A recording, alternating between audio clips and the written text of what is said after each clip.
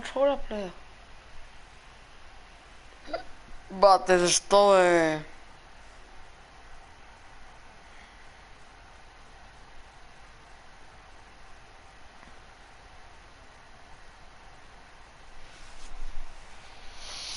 Oh fuck.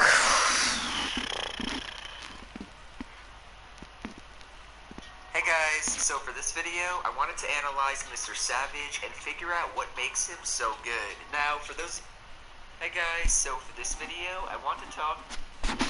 Those of you who don't follow competitive Fortnite, you may be confused on why I'm singling out Savage and deeming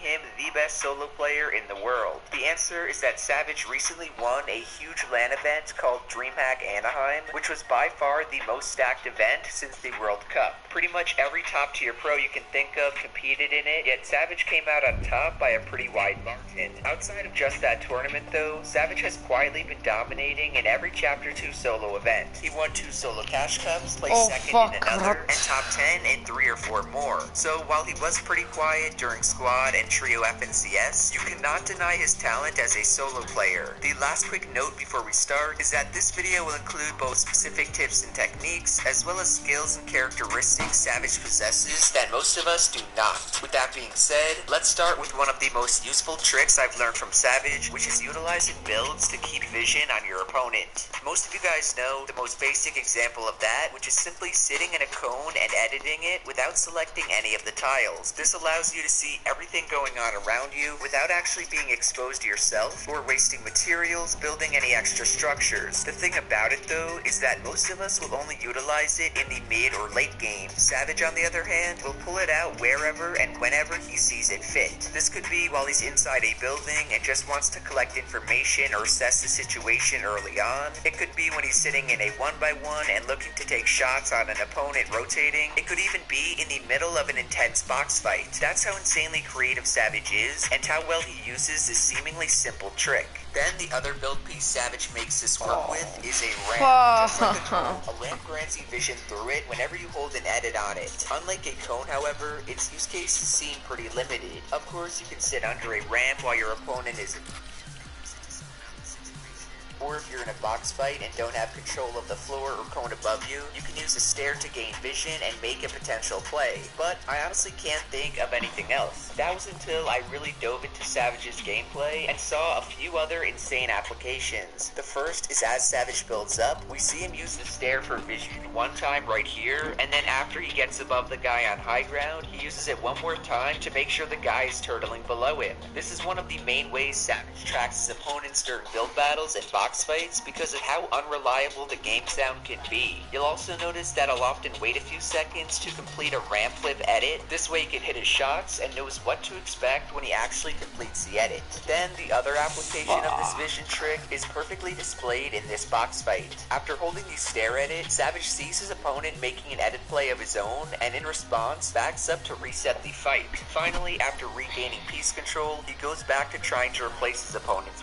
Had Savage not done that and instead flipped the ramp without gaining vision, the fight could have turned out a lot worse than it did. But because Savage is quite literally 200 IQ, he used the line of sight his building piece created to help win the engagement. All in all, the cone and ramp tricks are one of those extremely basic techniques that only the best pro players use to its full potential. I, along with many of you guys, knew how the trick worked, but I had no idea how many outplays it could lead to. So from now on, don't be afraid to sit in a cone or under a ramp during early and mid-game scenarios. Just remember to come back, thank me, and subscribe to the channel when it helps you win the game. The next reason Savage is so dang good is how patient he is during fights. By that, I mean Savage is almost always making the most optimal play he can. One example of that is this clip of Savage where he's launch padding towards an enemy. Rather than gliding under or on top of the guy's 1x1, he decides to fly to the left, place a marker on the guy's base, and land 60 meters away. Why 60 meters? Well, that's the exact distance he knew where to be in order to throw perfect grenades that would kill his opponent. I don't know about you guys, but I would have flown right under that dude's face like a clown and probably would have wasted a ton of mats, shield, and effort trying to secure the kill, not Savage. Savage thought about all the different options he had, and as a result of his experience and game sense, recognized exactly which one was the best in that certain situation. What's even more impressive to me though is how patient Savage can be in his fights. Time and time again, he will hold the safest peak, even when it's not the fastest way to do damage. Additionally, he will often back off the 1v1 and find a new angle to re-engage at. That stuff you just can't really learn or integrate into your gameplay right away. It's gotta be completely taken in. Вичо, брат, тук леко ми спря стрима преди малко. Тоест ми спря играта, ако ти ме гледаше. Играта ми е ерорна. И сега чакам, нали, да почна още един скрим. Many of you guys, including me, forget that and think the worst outcome is your opponent getting away. We all forget that staying alive is much more important than one extra kill, and that not being aware or realizing that will actually cause you to make more careless plays and make you more likely to get eliminated. Thus, for all of you guys struggling to consistently win fights against good players, the best thing you can do is to be more patient. That means take every fight slowly, only make optimal edits and peaks, and do not put yourself into a bad position for one kill. I know that's a lot easier said than done because I struggle with it a lot too, but it's something Mr. Savage does better than anyone else in the game. Speaking of what makes Savage unique, the next thing I want to talk about is what's called the Mamba mentality. Named after the legend Kobe Bryant, who unfortunately just passed away, the Mamba mentality is the mindset that you will do whatever it takes to be the best. This could be in Fortnite like in Savage's case, or in basketball like Kobe's, or with anything else you do in life. The reason I'm bringing out this video is because I do believe it's what helped Savage win DreamHack and become the best player in the game. One prime example of the Mamba mentality was this clip where Savage is getting stream sniped in a pro tournament. After getting dropped on by 2 or 3 different players, he ends up pickaxing one of them to death, but unfortunately suffers the same fate himself. Right away, Savage goes into the replay mode and sees the stream snipers or other pros. And I'm not talking about no-name pro players that you guys know about. I'm talking about signed pros with hundreds of thousands of dollars in tournament earnings. The reason they decided to stream snipe Savage was that there were only 65 people queuing up, which for a solo is really not that much. Therefore, they decided to greet them because it wasn't going to be good practice to them. Savage, on the other hand, didn't even think about that. All he thought about was getting in as much practice as he could and taking every match seriously. He knows regardless of how many people are in the game, that he can improve and learn from it. That's why he ended up winning DreamHack, while those guys didn't make it to the finals or sat at home watching. Speaking of sitting at home, this brings up my next point regarding the Mamba mentality, which is doing whatever it takes to compete. Savage could have easily stayed at home and streamed the entire DreamHack event. He would have gotten tens of thousands of viewers and had guaranteed money in his pocket. However, that's not the Mamba mentality. Savage wants to be the best and wants to prove it. So he flew halfway across the world, played on a stuffed PC setup, and absolutely destroyed everyone. He didn't care about the potential stream views or content creation money. All he cared about was competing. And I know these examples may not apply directly to you guys because you're not all pro players and you may not even want to be one. The takeaway though is that no matter what you're doing in life, you always want to give it your all, take it seriously, and work as hard as you possibly can to achieve it. That's the Mamba mentality and is what separates tons of players with insane mechanics from top tier pros like Savage. The final thing I wanted to touch upon is Savage's confidence. With 2 games left in the tournament, Savage got interviewed by Balla TW, and I kid you not, he told Balla to get ready to announce his name because he knew he was going to win. Mind you, Savage was in first at this point, but not really by a lot. Then the next game played out, Savage died pretty early on, and Ghost Bizzle passed him into first place on these standings. Now, if I was Savage in that moment, I probably would have pooped my pants. Not only was Bizzle playing insanely well, meaning the only way to take back first place would be to pop off, but also with how low his morale was and looking overconfident, it was not going to be that easy. Still, Savage remained confident and ended up winning the final game as well as the whole tournament. Even with all that pressure on him, he played like it was any other game. This is something I've been doing a lot in my high point arena matches, and it's actually helped out a lot. I've noticed that when I tilt and lose a ton of points, it's because I'm not playing like myself. I'm not pressuring my opponents or taking charge of the fight. I'm boxing up and doing whatever I can to stay alive. Recently though, instead of playing scared and completely avoiding fights, I'm way more sure of myself and my skill. If I get pushed, I'll make sure to do damage back rather than immediately hide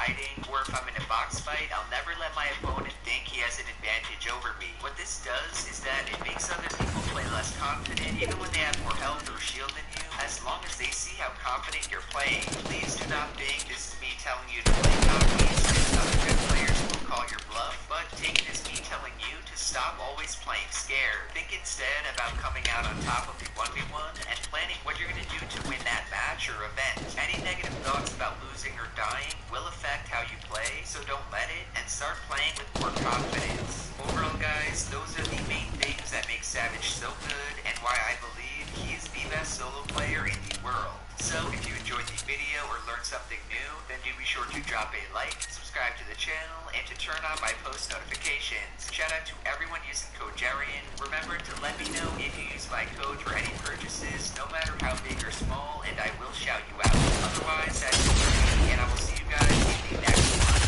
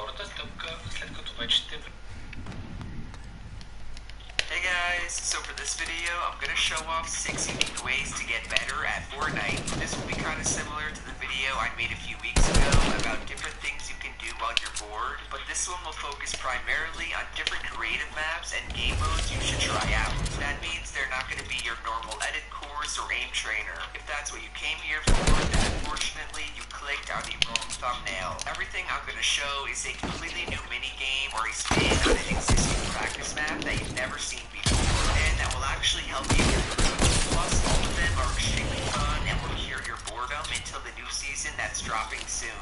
So with that in mind, the first unique way to improve at Fortnite is to load up locked-in box fights by the boy Dilly.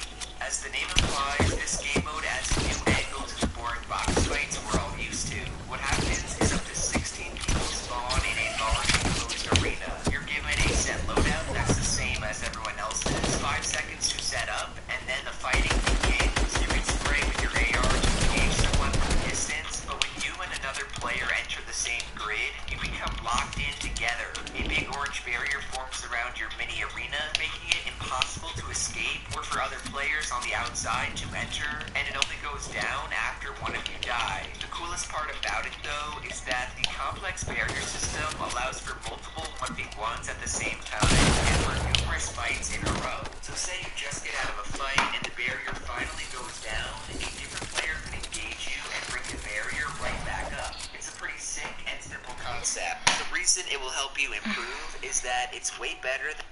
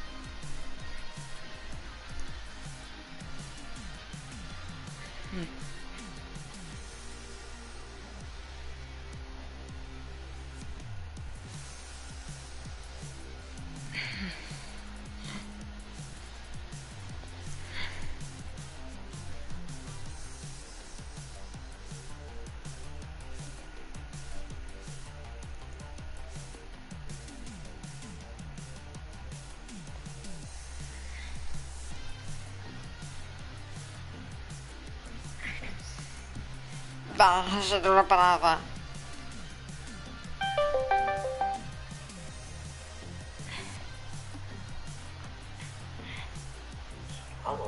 Ви чуем идея.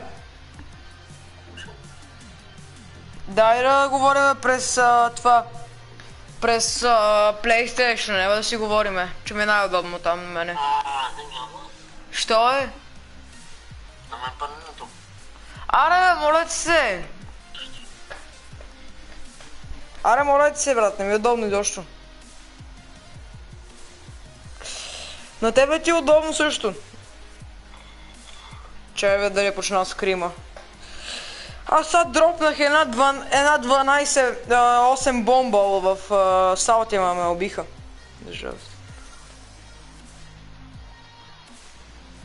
Не Юнайде, бе, майка ти стара грозна. Виж ли нещо? Виж, искаш ли дуо скрим? Искаш ли дуо скрим? Не си играм иска. А? Не си играм Fortnite. Пара дуо скримове, нищо, че не ти си игра в Fortnite.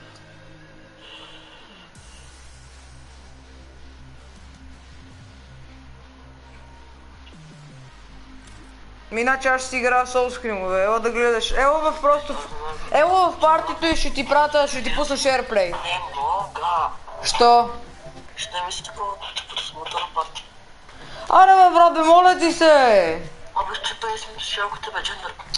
Да, как говориш през компютъра? Това са ми други шелки от компютъра. Не можеш ли да ги вземеш да ги анплъгнеш? Аз кой ги сложа, или само ще чувам, или само ще говоря.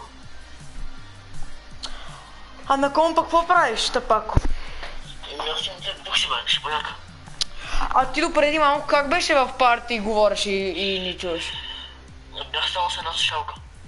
Аха. Защото не е моите слушалки, не ще се правят буксата. Джака. А ти от компа? Добре. Как ти го нарисувам? Че те от компа имат два жака. И какво това като имат два жака?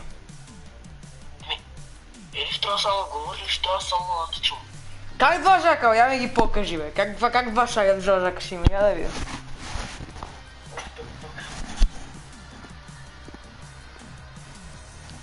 Я да видим.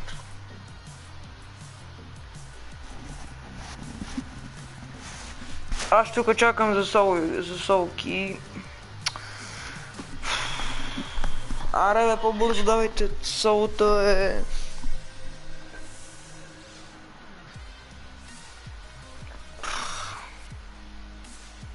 Ето.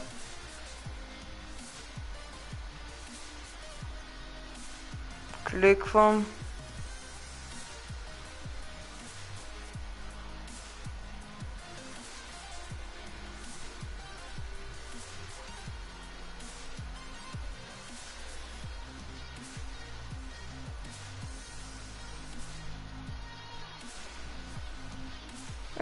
Окей.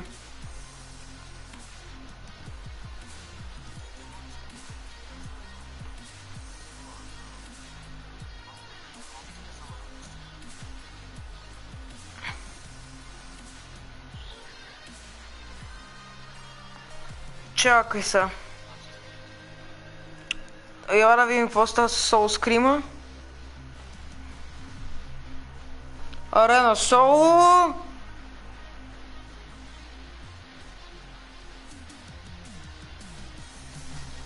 Добре.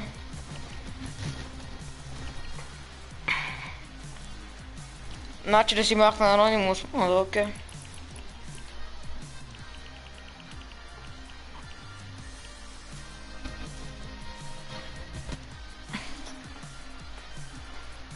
Registration open. Sign up now. Готово.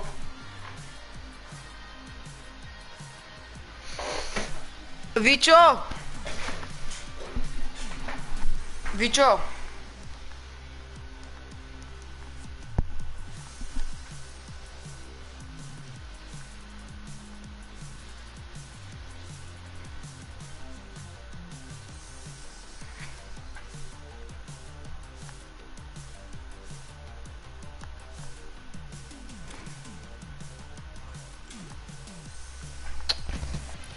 Пишете тъпия код, бе, майка ви стара.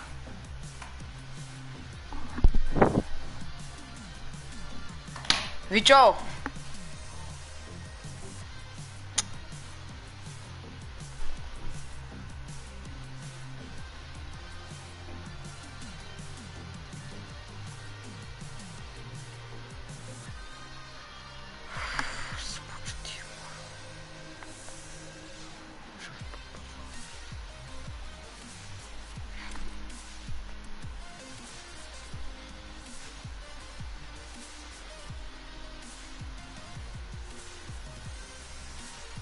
И къде ще получа DM?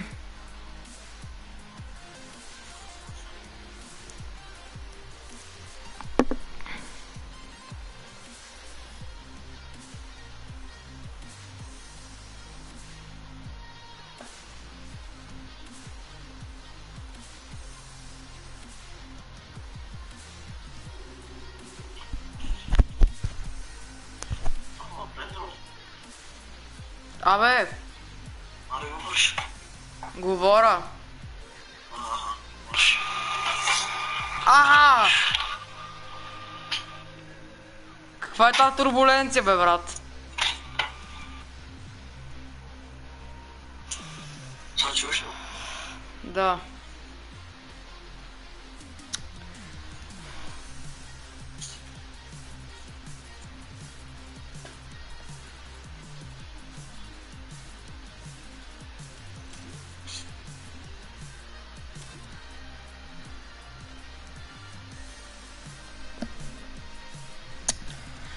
Аре, пуснете ме в скрим!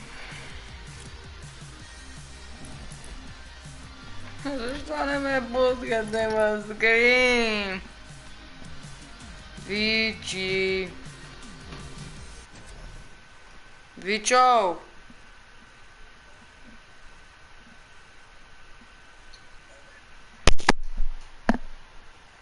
Вичо! Помощ, брат! Не ме пуска в скрим. Не бе. Ама още не са ми пратили DM за скрим. Не бе. Съм те питал. Не бе. Искаш ли дуо скрим? Не бе. Аз ще играя Wagery, да знаеш. Не ме бе. Вичо, трябва да направиш такава песен, не ме бе. Не ме бе. Не ме бе. Не ме бе.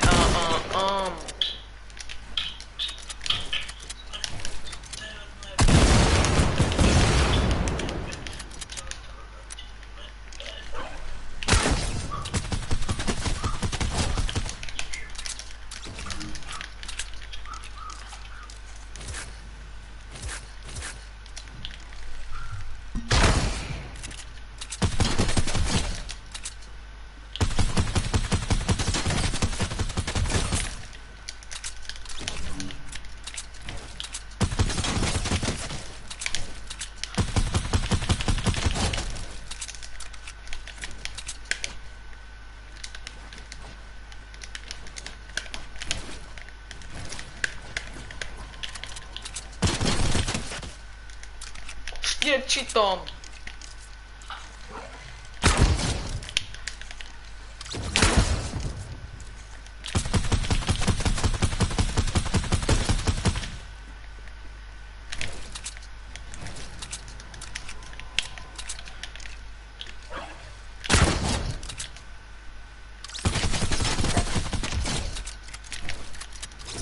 Вичо, брат.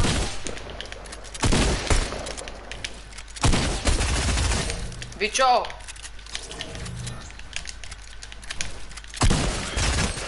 Не ме бе.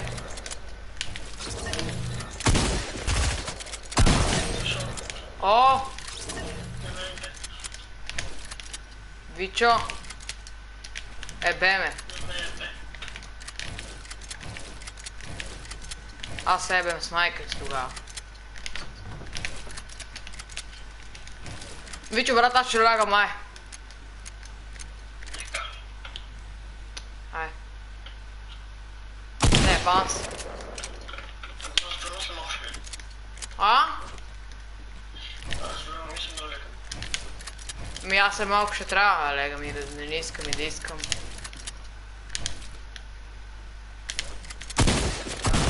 Вичо, днеска имаше нов апдейт на Rainbow Six сега. Вичо, RR6. Аре скримове в R6.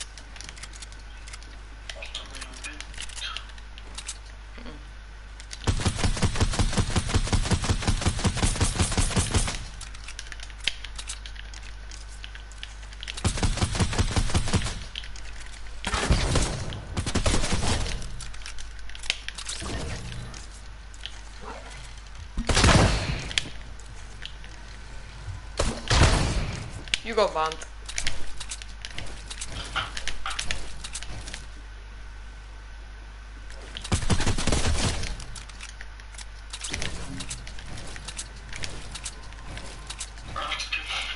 А? Що? Ема, аре си говорим, бе. Добре, аре. Що ще спираш?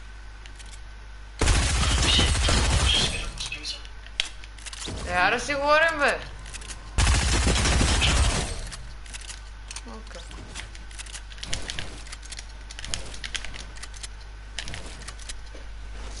Вичо.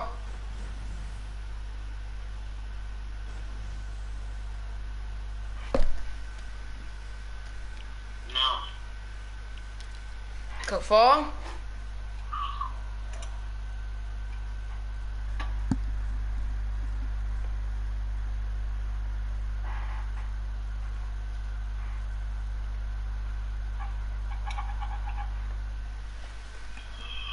Айде, пратиха ми, ама аз съм закъснял вече.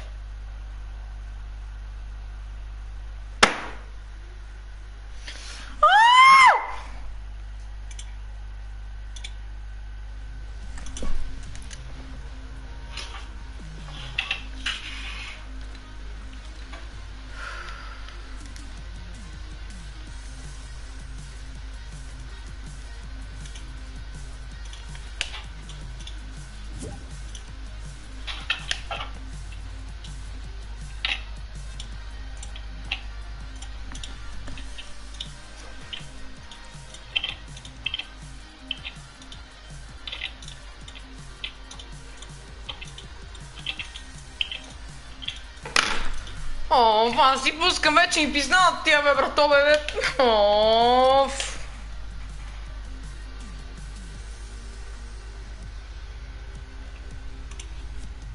Виж, пати прати. Ще им пратя. Какво ми пука?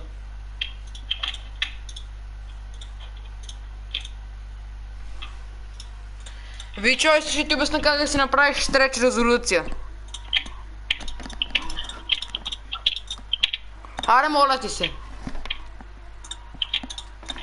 Абе, Вичо, я ми пусни скриншер за малко, я пусни скриншер. Не, няма да оправя това нещо. Не да правиш, искам да видя нещо само, моля ти се. Пусни ми скриншер.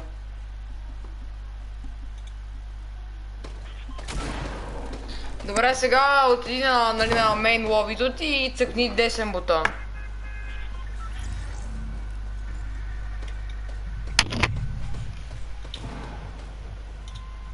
Ти имаш това имаш Nvidia контрол панела. Тогава вече наистина ще можеш да си направиш стреч резолюцията без да ти багясва. В смисъл, няма да ти бъгва, на мен предо ми бъгва играта, защото нямам Nvidia контрол панел. Но на тебе няма да ти бъгва, защото имаш Nvidia контрол панел. Което е яко.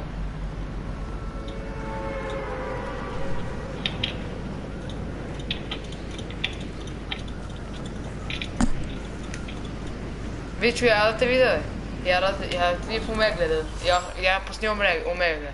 Омлеге.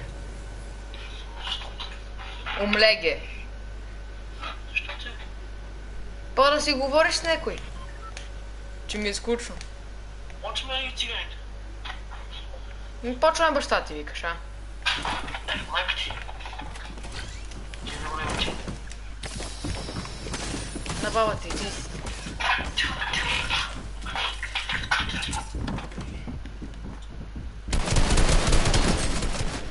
Поемам го. Много мага.